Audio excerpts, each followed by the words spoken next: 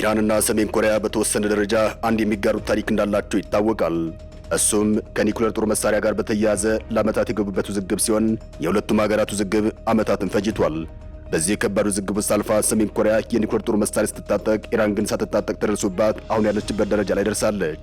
ኢራን በወታደር አቅማቸው ፈርጣማ ናቸው ከሚባሉት ሀገራት መካከል አንዷ ከሆነችው እስራኤል ጋር የገባችበት ውዝግብ ነገሮች ልክ እንደ ሰሜን ኮሪያ የቀለሉ እንዳይሆኑ ያደረጉባት መሆኑ ይነገራል። ሰሜን ኮሪያ ኒኩሌርን በቀላሉ የታጠቀች ባይሆንም ከኢራን አንጻር ሲታይ ግን እጅግ ፈታኝ ነው ሊባል የሚችል አይደለም። ኢራን እስራኤልን እናጠፋለሁ በማለት በተደጋጋሚ መዛቷ እስራኤል ጉዳዩ የመኖር አለመኖር ጉዳይ አድርጋ እንድትይዘው አድርጓታል። እናም እስራኤል ኢራን ኒኩሌር ጦር መሳሪያን የምትታጠቀው በመቃብሬ ላይ ነው ስትል ወሰነች። ይህን ተከትሎም ቀይ መስመሮችን አሰመረች።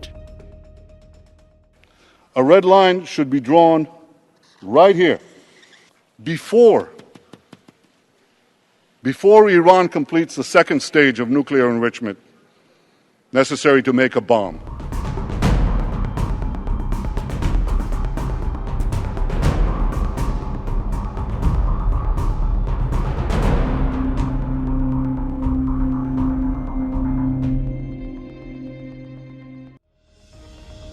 እናም በተለይ ኔታንያሁ ከአሜሪካ ጋር ያላቸውን ግንኙነት ጠበቅ በማድረግ የትራምፕን ዳግም ወደ ስልጣን መምጣት እንደ መልካም ወርቃማ አጋጣሚ በመጠቀም አብዝተው ወደ ነጭ ቤተ መንግስት መመላለሳቸውን ቀጠሉ።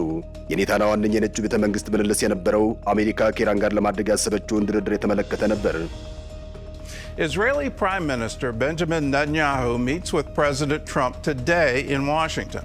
He'll be making the case for Israel's concerns in the U.S. negotiations with Iran. Meanwhile, Israeli Prime Minister Benjamin Netanyahu expected to meet with the president in Washington Wednesday. Top topic for the two gentlemen, U.S. negotiations with Iran trying to reach a deal on nuclear weapons.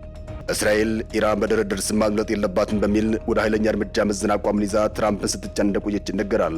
እናም ትራምፕ የእስራኤል አቋሜ ነው ብለው ጦርነቱ ጀመሩት። A short time ago, the United States military began major combat operations in Iran. ጦርነቱ የቴክኖሎጂ ጦርነት ሲሆን አንድ እግረኛ ወታደር ሳይሰለፍበት የሚካሄድ ጦርነት መሆኑን ዓለም እየተመለከተ ይገኛል። ሚሳኤሎችና ድሮኖች ሺህ ኪሎ ሜትሮችን አቋርጠው ኢላማቸው እንዲመቱ እየተደረገ ይገኛል። በዚያው መጠን ተተኳሾች ኢላማቸው እንዳይመቱና አየር ላይ ያሉ አቅጣጫቸውን ስተው ሰው አልባ ቦታ ላይ እንዲወድቁ የሚደረግበት የቴክኖሎጂ ስርዓትም እንዲሁ በዚሁ የኢራን እስራኤል አሜሪካ ጦርነት እየታየ ይገኛል። መጪው ዘመን ወታደር አልባ ጦርነት እንደሚሆን የሰሜኑ ጦርነት በግልጽ ያመላከተ ሆኗል።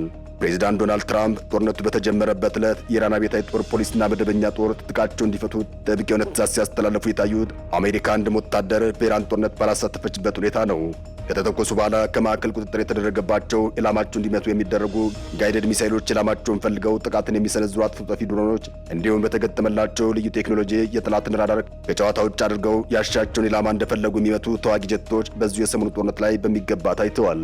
ጦርነት ለመግጠም የግድ ድንበር መጋራት እንደማያስፈልግ ኢራን በአንድ ጊዜ በበርካታ ብዙ ሺህ ኪሎ ሜትሮች ርቀት ላይ የሚገኙ ሀገራትን በሚሳኤልና በድሮን ስታጠቃ በሚገባ ታይቷል። እስራኤልም ብትሆን ከግዛቷ በብዙ ሺህ ኪሎ ሜትሮች የምትርቀውን ኢራን ስታጠቃ ጦርነት የድንበር መጋራት ብቻ እንደማይጠይቅ አሁን ባለው እጅግ የዘመነ ጦር ቴክኖሎጂም የትኛውም የዓለማችን ጫፍ ላይ ያለ ሀገር ከሌላኛው ሀገር ጋር ጦርነት ውስጥ ሊገባ እንደሚችል የሰሞኑ እውነታ ቁልጭ አድርጎ አሳይቷል። በአንድ ጊዜ በርካታ ጀቶችን ተሸክመው ሙሉ የውጊያ ሎጂስቲክን ጭነው ልክ ምድር ላይ እንዳለ የአየር ኃይል ጣቢያ ሁሉ ለጀት መንደርደሪያ ጭምር የሚያገለግሉ የአሜሪካ ግዙፍ የጦር መርከቦችም በዚሁ የሰሜኑ ጦርነት ላይ ለዓለም ታይተዋል። Iran. The revelation comes as the president renewed warnings to Tehran against killing protesters or restarting its nuclear program. ጦርነቱ ሁልጊዜ አይቀጥልም፣ አንድ ቦታ ያበቃል። በዓለማችን ብዙ ጦርነቶች ተጀምረው በአንድ ይሁን በሌላ መንገድ አብቅተዋል። አንድ ጦርነት ሊያበቃ የሚችለው ደግሞ አንድን በድርድር ካልሆነም በአሸናፊና ተሸናፊነት ነው። ከዚህ አንጻር እስራኤልና አሜሪካ በአንድ ጎን፣ ኢራን ደግሞ በሌላኛው አቅጣጫ ሆነው በዚሁ ከባድ ጦርነቱ ሲቀጥሉ ጦርነቱ በምን መልኩ ሊጠናቀቅ ይችላል የሚለው ጉዳይም የግድ ምላሽ ማግኘት አለበት። ድርድር ወይንም በአሸናፊና ተሸናፊነት የሚሉ ሁለት ጉዳዮች ሲታዩ የድርድሩ ጉዳይ አብቅቶ ፋይሉ የተዘጋ መሆኑን በአሜሪካ በኩል ተመላክቷል። ምክንያቱም ኢራንና አሜሪካ ለዓመታት ተደራድረዋል። And the first round of negotiations between the US and Iran have concluded without any deal being made. ሆኖም በእነዚህ ዓመታት በፈጁ ድርድሮች አንድም ቀን የተገኘ ይህ ነው ሊባል የሚችል ውጤት የለም። ሌላው ቀርቶ የጦርነት ከመፈንዳቱ ቀደም ብሎ በነበሩ ሳምንታት በኦማን አደራዳሪነት በጄኔቫ የተካሄዱ ሁለት የአሜሪካ ኢራን ድርድሮች ነበሩ። እንደዚህም ቢሆኑ ሲሳኩ አልታየም። ከዚህ ባለፈም ጦርነቱ ከተጀመረም በኋላ ቢሆን ስለ ድርድር ሲወራ ቆይቷል። ፕሬዝዳንት ዶናልድ ትራምፕ ከዚሁ ጋር በተያያዘ በትሩዝ ሶሻል ማህበራዊ ገጻቸው ላይ ባጋሩት አንድ ለጥፋቸው ላይ የባህር የአየርና የምድር ኃይላቸውን ከጥቅም ውጭ አድርገነዋል፣ የግንኙነት መረቦቻቸውን በጣጥሰነዋል፣ አመራሮቻቸውን አስወግደናል፣ እንደራደር ብለው ጠይቀው ነበር። እኔም ከዚህ በኋላ ጊዜው አልፏል ብዬ መለስኩላቸው በማለት መረጃቸውን አጋርተዋል። Despite Iran's public snub, Trump repeats his claim that Tehran secretly wants negotiations by saying it's too late now for talks. ከዚህ አንጻር ከዚህ በኋላ ኢራንና አሜሪካ ተመልሰው ወደ ድርድር ይገባሉ ማለት በእጅጉ የሚያሳምን አይሆንም። የትራምፕ አስተዳደር በቂ ዝግጅት አድርጎ አስቦበት የገባበት ጦርነት እንደሆነም ተመላክቷል። በሚቀሰቀሰው ጦርነትና ኢራንን በሚሰጠው አጸፋዊ ምላሽ እስራኤል ቀላል የማይባል ጉዳት እንደሚደርስባት ብታውቅም የመጣ ይምጣ ሁልጊዜም እያስታመሙ ከመኖር የተከፈለው ዋጋ ተከፍሎ የኢራን ጉዳይ አንድ ቦታ ላይ ማብቀት አለበት ያለች ይመስላል። የኢራን እስራኤል አሜሪካ ውጥረት 50 ዓመታት ሊደፍን ምንም አልቀረውም። በዚህ ሂደት ውስጥ ብዙ ድርድሮች፣ በርካታ የእጅ አዙር ጦርነቶች እንዲሁም ቀላል የማይባሉ የመረጃ ጦርነቶች ተካሂደዋል። ከዚህ ባለፈም ካለፈው የፈረንጆቹ ዓመት ጥቅምት ወር ጀምሮ ደግሞ የኃይል መፈታተሽ ተደርጓል። እናም ጦርነት እንዲሁ ድንገት የተከሰተ ሳይሆን ለ50 ዓመታት ያክል ብዙ ውጣ ውረዶችና ፍትጊያዎች የነበሩበት ነው። አሜሪካ በአሁኑ ሰዓት ከኢራን ጋር ወደዚህ ጦርነት ቆርጣ ከመግባቷ በፊት በኢራን ላይ ዘርፈ ብዙ ማዕቀቦችን በመጣል የአገሪቱን ኢኮኖሚ እንዲዳክም ማድረግ ችላለች። በተለይ ደግሞ በኢራን ዋነኛ የኢኮኖሚ ጀርባ አጥንት ሆኖ ሲያገለግል የነበረውን የነዳጅ ኤክስፖርት የአሜሪካ ማዕቀብ ሰለባ መሆኑ የኢራንን ኢኮኖሚ ክፉኛ ጎድቶታል። ይህም ለዓመታት የቀጠለ ማዕቀብ ሲሆን በዚህ ከባድና ዘርፈ ብዙ ተደራራቢ ማዕቀብ ኢራን ሚሳኤሎችን ማምረት እንዲሁም የተለያዩ ጦር መሳሪያዎቿን ከመገንባት ወደ ኋላ ያለችበት ጊዜ አልታየም። ኢራን በጦርነቱ በቀላሉ እጅ እንድትሰጥ የሚያደርጋትን ስራ በአሁኑ ሰዓት እያደረገች ነው ማለት ይቻላል። አንድ ሳምንት ባልሞላ ጊዜ ውስጥ በርካታ ሀገራትን በሚሳኤልና በድሮን በመደብደብ ጠላት አብዝታለች። ቀጥተኛ ጦርነት ከአሜሪካና ከእስራኤል ጋር ቢሆንም በሌላ አቅጣጫ ደግሞ ኢራን የአሜሪካን የጦር ሰፈር ያስተናግዳሉ ያለቻቸውን በርካታ የአረብ ሀገራትን እያካለለች በድሮኖቿና በሚሳኤሎቿ ደብድባለች።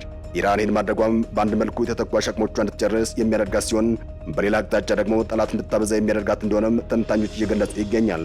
ኢራን ጦርነቱ አንድ ብሎ ከተጀመረበት ካለፈው ቅዳሜ ጀምሮም በሳውዲ አረቢያ፣ በተባበሩት አረብ ኤሚሬትስ፣ በኳታር፣ በኩዌት፣ በባህሬንና በኦማን ላይ ተኩሳለች። ሌላው ቀርቶ አረብ ባልሆነችውና የሰሜን አትላንቲክ የጦር ቃል ኪዳን ድርጅት ኔቶ አባል የሆነችው ቱርክ ላይ ሳይቀር ኢራን አንድ ያልተሳካ ሚሳኤልን የተኮሰችበት ሁኔታ ታይቷል። እነዚህ በየአቅጣጫው የሚተኮሱ የኢራን ሚሳኤሎችና ድሮኖች በጊዜ ሂደት የኢራን አቅም እያዳከሙ የሚሄዳቸው ጉዳይ ጥርጥር የለውም። በሌላ አቅጣጫ ደግሞ እስራኤልና አሜሪካ በኢራን ግዛት ውስጥ እያደረጉት ባለው የአየር ኃይልና የሚሳኤል ጥቃት ርብርብ የኢራን ሚሳኤል ማስወንጨፊያዎች የአየር ኃይሉንና የባህር ኃይሉን ያወደምን እያሉ ይገኛል። እነዚህ ሁኔታዎች ሲደማመሩ በሂደት የኢራን ሚሳኤልና የድሮን ተተኳሽ አቅም የመቀነሱ ጉዳይ አይቀር መስሎ ይታያል። በመሳሪያና በተተኳሽ ክምችት አንጻር በዓለማችን ቁጥር 1 ኢኮኖሚ የገነባችው አሜሪካ ያላት ወታደራዊ አቅም ቢሆን በቁጥር አንድነት እንድትቀመጥ ያደረጋት ነው። እናም አሜሪካ ሆነች እስራኤል ያላቸው የተተኳሽ መጠን እጅግ ከፍተኛ በመሆኑ በጦርነቱ ብዙ መዘልቅ የሚችሉ ሆነው ይታያሉ። ጦርነት ቴክኖሎጂም ኢኮኖሚም እንደሆነ ይታወቃል። ጦርነትን አስከትሎ በአሸናፊነት ለመወጣት የግድ ጦርነቱን ሊሸከም የሚችል ጠንካራ ኢኮኖሚ ያስፈልጋል። ጦርነት በአንድ ቀን ውሎ $100 ሚሊዮን በልቶ ይውላል። ይህ በቀናት በሳምንታትና በወራት እያለ ሲሰላም ቢሊዮን ዶላሮችን ማፍሰስ ይጠይቃል። ከዚህ አንጻር ለዓመታት በብዙ ዙር ማዕቀቦች የተጎዳችው ኢራን ኢኮኖሚዋ ይህን ጦርነት ተሸክሞ ይቀጥላል የሚለውም በራሱ ጥያቄ ነው። የኢራን ኢኮኖሚ በአሜሪካ የዓመታት ማዕቀብ ክፉኛ የተጎዳ ከመሆኑ ጋር በተያያዘም በሀገር ውስጥ ህዝባዊ አመፅና ተቃውሞ እንዲቀሰቀስ ያደረገ መሆኑ አይዘነጋም። ኢራን ከአሜሪካና ከእስራኤል ጥቃት ነጻ ትሆን ትችል የነበረው የምትጠረጠርበትን የኒውክሌር ጦር መሳሪያ ሰርታ በእጇ ብታስገባ ነበር። ይህ ከሆነ አሜሪካም ሆነች እስራኤል ከኢራን ጋር ከመደራደር ውጭ ሌላ ምንም አይነት አማራጭ አልነበራቸውም። ምክንያቱ ደግሞ ኒውክሌር ከታጠቀ ኃይል ጋር ወደ ጦርነት መግባት አደጋው ራስ እንደማጥፋት ጭምር ስለሚቆጠር። ሆኖም ኢራን ይህን ማድረግ አልቻለችም። ከዚህ አንጻር ሰሜን ኮሪያ ከኢራን ጋር ተመሳሳይ ታሪክ ውስጥ ያለች ሀገር እንደሆነች ይታወቃል። ሰሜን ኮሪያ የኒውክሌር ጦር መሳሪያ ባለቤት እንዳትሆን ለማድረግ አሜሪካና ደቡብ ኮሪያ ብዙ ጥረዋል። ሆኖም ሊሳካላቸው አልቻለም። ሰሜን ኮሪያ ልክ እንደ ኢራን በብዙ ዙር ማዕቀቦችና የምዕራቡ ዓለም ጫና ውስጥ ብትቆይም እንደምንም ብላ ኒውክሌሯን በእጇ አስገብታለች። ይህ በመሆኑም ከዚህ በኋላ ሰሜን ኮሪያን በጦርነት መተናኮል ማለት አደጋው እጅግ አስከፊ የኒውክሌር ጦርነት ስለሚሆን በአሁኑ ሰዓት የሰሜን ኮሪያ ጉዳይ ገለል ተደርጓል። ኢራን ግን ለዓመታት ብዙ ሙከራ አድርጋ ይህ ነው ሊባል የሚችል ውጤት ላይ ሳትደርስ አሁን በዚህ ጦርነት ውስጥ የገባችበት ሁኔታ ተፈጥሯል። ለኢራን ጊዜው ያለፈ ይመስላል። ከዚህ በኋላ እንደ ሰሜን ኮሪያ ኒውክሌር መታጠቅ ለኢራን የሚታሰብ አይሆንም። አበቃን። ሰናይ ጊዜን ተመኘን።